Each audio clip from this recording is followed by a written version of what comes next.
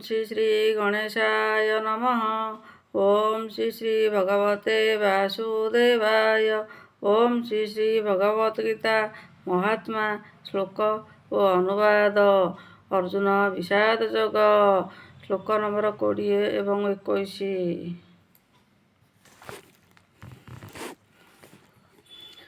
ଅଥ ବ୍ୟବସ୍ଥିତଂ ଦୃଷ୍ଟା ଧାର୍ତ୍ତରାଷ୍ଟ୍ରାନ୍ କପିଧ୍ୱଜଃ ପ୍ରବୃତେ ଶସ୍ତ୍ର ସମ୍ପାତେ ଧನುରୁଦ୍ୟମ୍ୟ ପାଣ୍ଡବଃ ଋଷିକେଶଂ ତଦା ବାକ୍ୟମିଦମାହ ମହୀପତେ। ଅର୍ଜୁନ ଉବାଚ ସେନୟୋରୁଭୟୋର୍मध्ये ରଥଂ ସ୍ଥାପୟମେଚ୍ୟୁତ।